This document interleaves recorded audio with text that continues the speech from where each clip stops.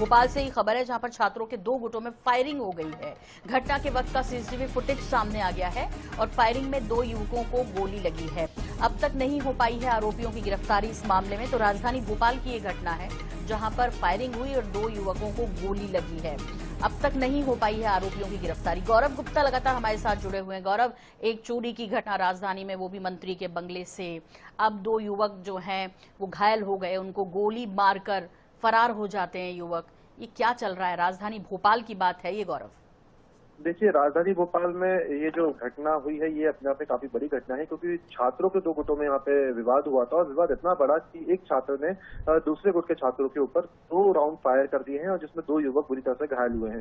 दोनों छात्रों को गंभीर अवस्था में एम्स अस्पताल में भर्ती कराया गया है, जिसमें से एक की हालत थोड़ी गंभीर बताई जा रही है। एक के पेट में गोली लगी है तो दूसरे के कंधे में गोली लगी है। घटना परसों रात देर रात की बताई जा रही है। दोनों ही गुट जो है वो एक निजी यूनिवर्सिटी के कैंपस के ही एक हॉस्टल की तरह की एक बिल्डिंग थी, उसमें ही ये दोनों गुट रह रहे थे। शनिवार देर रात दोनों ही गुट अपने अपने कमरे में पार्टी कर रहे थे और उसी दौरान शोर शराबे को लेकर दोनों ही गुटों में विवाद हुआ था, जिसमें से जब विवाद आगे बढ़ा तो उसके बाद पहली मंजिल पर दोनों ही गुटों का आमना सामना हुआ, जिसमें से एक गुट के छात्र ने दूसरे गुट के छात्रों पर गोली चला दी है। बताया जा रहा है कि जितने भी छात्र थे वो एक ही कॉलेज के हैं, लेकिन जिसने गोली चलाई है वो किसी अन्य कॉलेज का छात्र है। घटना को अंजाम देने के बाद जो आरोपी है वो फरार हो गया है। इसमें सुधांशु जो है मुख्य आरोपी बताया जा रहा है, जिसने फायरिंग की है। इसके अलावा ओम और एक अनिकेत करके जो एक आरोपी है उसका नाम सामने आया है। जो मुख्य आरोपी सुधांशु है शेडोल का रहने वाला है। पुलिस ने उसकी गिरफ्तारी के लिए शेडोल की टीम रवाना की है। इस पूरे मामले में 3 लोगों को आरोपी बनाया गया है।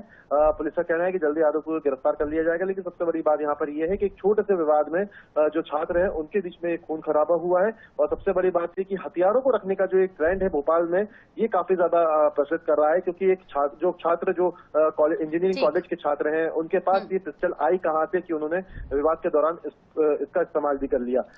ऐसे में हथियारों की तस्करी, लॉ एंड ऑर्डर, तो साथ ही साथ इस तरह के वारदात को अंजाम देने का फरार हो जाना और अब तक किसी गिरफ्तारी न होना, ये कई तरह के सवाल कानून व्यवस्था पर खड़े कर रहा है। फिलहाल पुलिस का कहना है कि मामले में छानबीन की जा रही है और जल्दी आरोपियों को गिरफ्तार कर लिया जाएगा। जी बिल्कुल, बहुत बहुत शुक्रिया इस तमाम जानकारी के लिए आपका।